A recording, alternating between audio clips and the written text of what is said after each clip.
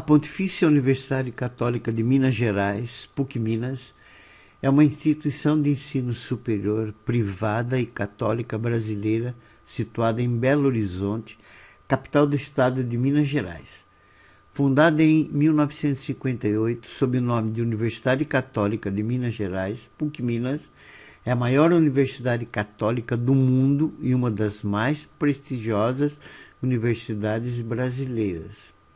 Presente também no ranking das melhores universidades da América Latina e da QS World University Ranking.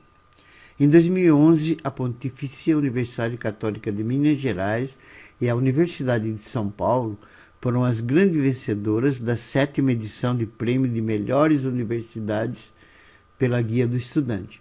Elas ganharam na categoria mais esperada da noite, de melhor universidade privada e pública, respectivamente. Essa foi a terceira vez que a PUC-Minas recebeu o prêmio. A primeira vez foi em 2006. E aqui estão algumas características do curso de medicina da PUC-Minas, que eu vou dar um tempinho pequenininho para você ler, tá bom?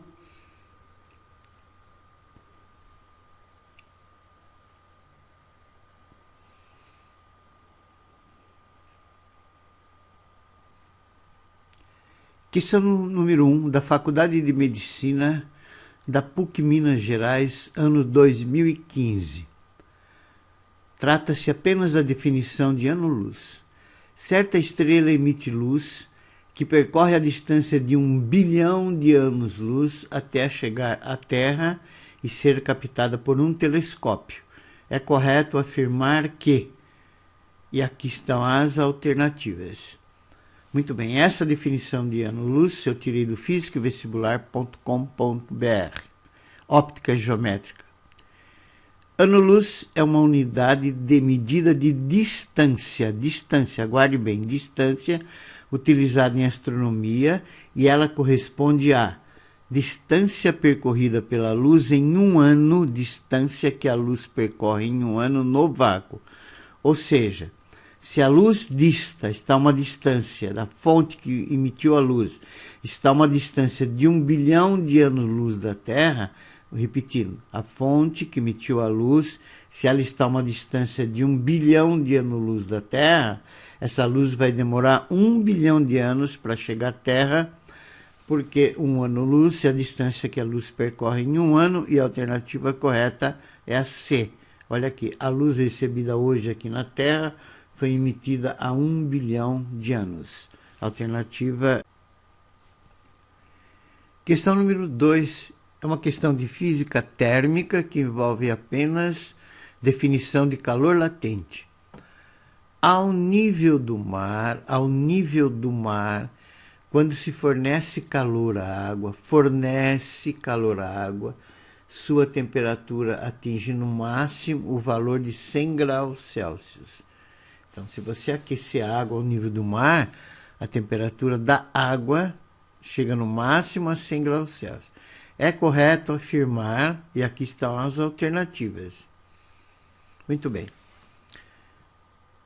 Trata-se de calor latente, ou seja, o calor recebido por um corpo pode fazer com que sua temperatura aumente ou que ele sofra uma mudança de estado. Então, se um corpo ganha calor, a temperatura desse corpo pode aumentar. Se ela estiver aumentando, ele mantém o estado dele. E se ela estiver sofrendo uma mudança de estado, a temperatura permanece constante. Então, se ele ganha calor e está no mesmo estado, a temperatura aumenta. E se ele sofrer uma mudança de estado, a temperatura permanece constante, é o calor latente. No segundo caso, que é o calor latente, você tem uma quantidade de calor latente, claro. Ou seja, o calor latente se refere à quantidade de calor que o corpo recebe apenas para mudar de estado, mantendo sua temperatura constante. No caso, ela vai transformar, a água que está ao nível do mar, vai transformar em vapor a temperatura constante, que é de 100 graus Celsius, porque ao nível do mar a pressão é de 1 atmosfera. A alternativa correta é a B. Após atingir a temperatura de 100, então, por exemplo, se a água tiver 80, você vai aquecendo, aí ela chega até a temperatura de 100 no estado líquido. Aí o que acontece? Ela continua recebendo calor, esse calor recebido por ela fará com que ela mude de estado, se vaporizando a temperatura constante de 100. Enquanto ela estiver, toda essa água não virar vapor, independente da quantidade de calor que ela recebe, ela pode se vaporizar mais rápido ou mais devagar, mas a temperatura dela permanece sempre 100 graus Celsius. Então a alternativa correta é a B de bola. Terceira questão do curso de Medicina da PUC Minas Gerais, anos 2015. Após certo tempo de queda, a velocidade de um paraquedista torna-se constante. Então, a velocidade dele é constante. Ele está descendo com velocidade constante, sempre com a mesma velocidade. Nessas condições, é correto afirmar: A. A aceleração do paraquedista é igual à aceleração da gravidade. Não. A aceleração do paraquedista é nula, porque ele está caindo com velocidade constante. Só existe aceleração se a velocidade está aumentando ou diminuindo. B. O peso do paraquedista fica nulo. Não é possível o peso de um corpo ficar nulo, porque peso é a força com que a Terra puxa o corpo para baixo, e como esse corpo tem massa, ele sempre vai ter peso. C. A aceleração do paraquedista é nula, fazendo com que ele flutue no ar.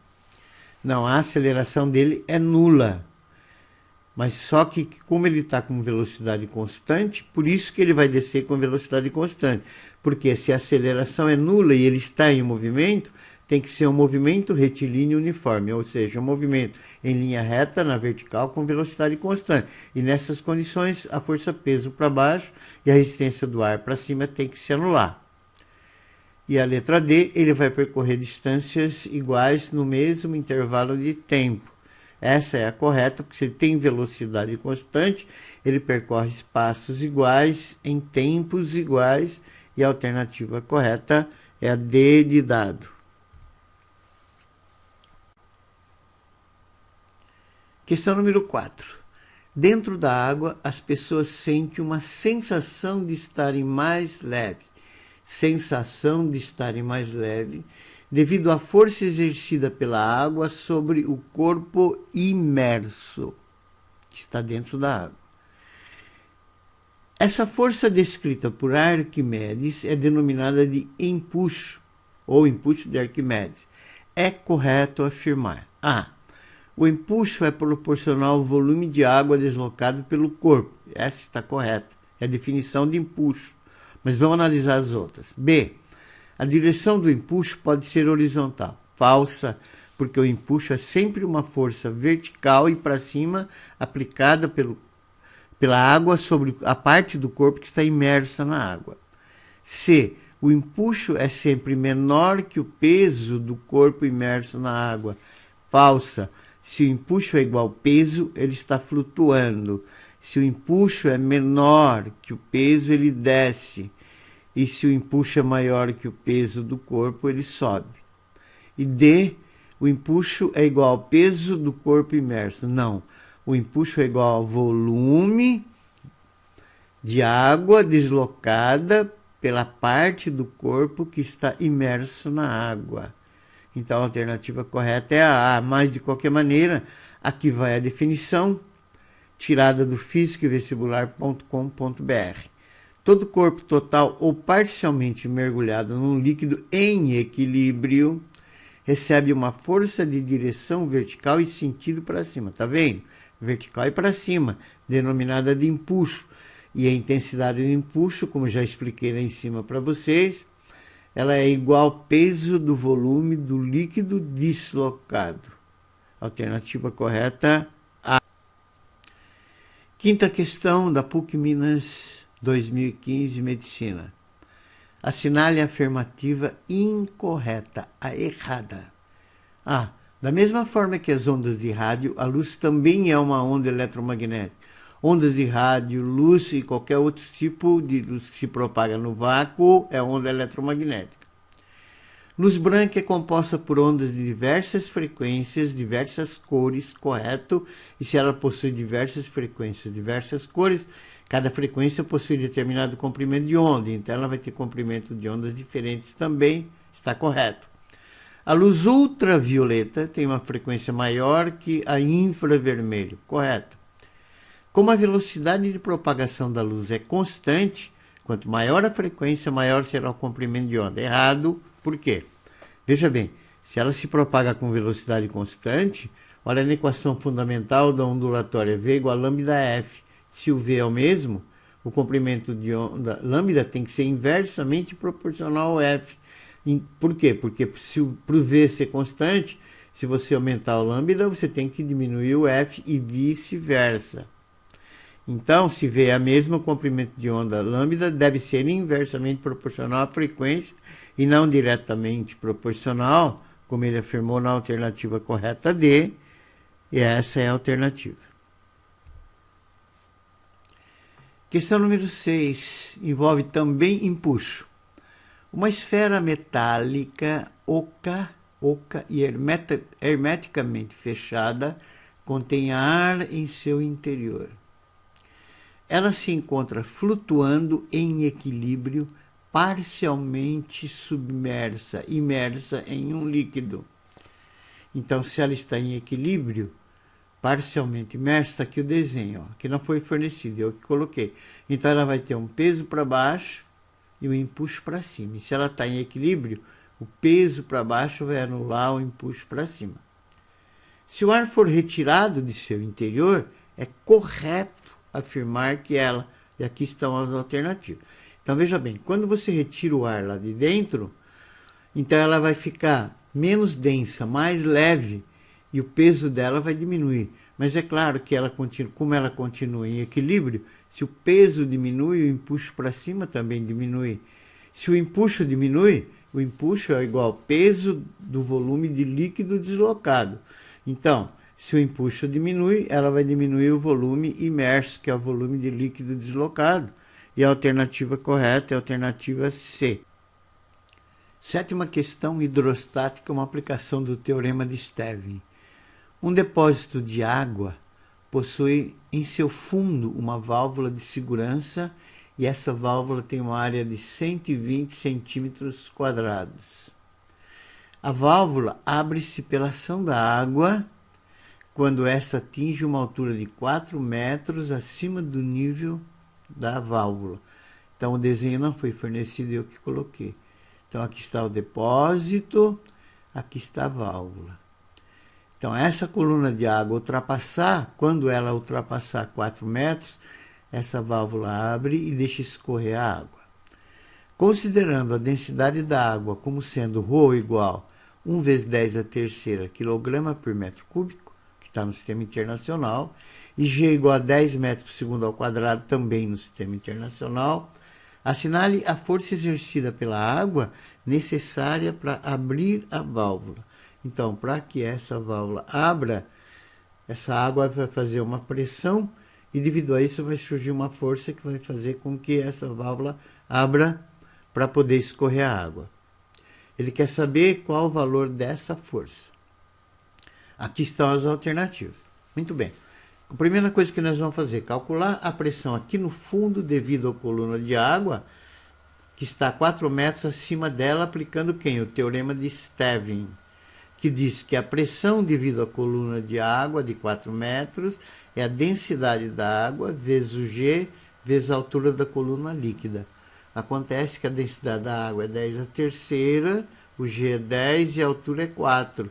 Então, a pressão aqui embaixo, devido a essa coluna de água, vai ser 4 vezes 10 a quarta Newton por metro quadrado. Lembrando que Newton por metro quadrado no sistema internacional é a mesma coisa que Pascal. Vamos agora calcular a força necessária para abrir a válvula de área S igual a 120 centímetros quadrados. Tem que estar em metro quadrado, tá? Isso é a mesma coisa que 120 vezes 10 a menos 4 metro quadrado. Quando a pressão, é claro, for de 4 vezes 10 a quarta, que é essa daqui, ó. Pressão é força sobre área, a pressão é 4 vezes 10 a quarta, a força é pedida e a área é 120 vezes 10 a menos 4 jogo 120 vezes 10 a menos 4 multiplicando, então a força vai ser isso vezes isso, 10 a menos 4 com 10 a quarta cancela, vai dar 10 a 0, que é 1, vai sobrar força igual a 480 newtons, e a alternativa correta é a oitava questão da PUC Minas Medicina, ano 2015. Um carro move-se em trajetória retilínea com velocidade constante. Seus pneus montados sobre as rodas têm um diâmetro de 50 centímetros, é o diâmetro de cada pneu, e giram com velocidade angular W igual a 40 radianos por segundo. Assinale a distância percorrida por esse veículo ao final de 1 minuto. Aqui estão as alternativas. O que nós vamos fazer primeiro? Vamos calcular o período T, que é o tempo que as rodas de raio, 50 centímetros, que é meio metro por 2, então cada roda tem raio de 0,25 metros. Então nós vamos calcular o tempo que cada uma dessas rodas demora para efetuar uma volta completa com velocidade angular de 40 radianos por segundo. Então, jogando na fórmula da velocidade angular, W é 2π sobre T. O W é 40, vai ser 2π sobre T. T vai ser 2π sobre 40, que vai dar π sobre 20 segundos. O que é o π sobre 20 segundos? É o tempo que cada roda demora para efetuar uma volta completa. Agora vamos calcular o número de voltas em cada 1 minuto, que é 60 segundos, jogando numa regrinha de 3. Se numa volta ele demora π sobre 20, n voltas, em 60 segundos ele vai dar n voltas. Então, π cruzando vai ficar n π vezes π sobre 20 é 1 sobre 60. Então, n vai ser 1.200 sobre π voltas. O que eu achei? Número de voltas completas que cada roda dá em 1 minuto, ou seja, em 60 segundos. Se para cada volta completa o carro vai percorrer, então, cada volta completa, a roda do carro percorre ΔS, que é 2πr, 2 vezes π, e o raio de cada roda é 0,25. Então, eu achei ΔS1 é meio π metros. Quem é isso? É a distância que cada roda percorre, vai efetuar uma volta completa. Como ela vai dar 1.200 sobre π voltas, ela vai percorrer ΔS, que vai ser meio π vezes 1.200 sobre π, que vai dar 600 metros, e a alternativa correta é a B de bola. Nona e última questão da PUC Minas Gerais, Medicina, ano 2015. Um chuveiro elétrico foi projetado para funcionar corretamente quando ligado em 220 volts. Se ele for ligado a uma rede elétrica de 110 volts, metade de 220, é correto afirmar que aqui estão as alternativas. Muito bem, veja. Você está mexendo na tensão e o chuveiro é o mesmo. Se o chuveiro é o mesmo, então é claro que a resistência elétrica que está lá dentro dele, a constante é a mesma. Então, se a corrente elétrica é a mesma, então jogando na expressão P é igual a U quadrado sobre R, veja bem, se o R é o mesmo, observe aqui, ó, o quadrado está no numerador e o P também está no numerador. Isso significa que a potência dissipada pelo chuveiro e a tensão U, a diferença de potência U, a voltagem U, são diretamente proporcionais. Então, se P e U, o quadrado, são diretamente proporcionais, então a potência é diretamente proporcional à tensão ao quadrado. Então, assim, se você reduz a voltagem pela metade, de 220 passou para 110, a potência, que é diretamente proporcional ao quadrado dessa voltagem, ficará 2 vezes ao quadrado, que é 4 vezes menor. A alternativa correta, D de dado. Se você gostou desse vídeo, ele foi útil para você, volte lá no início e inscreva-se. O Físico Vestibular agradece.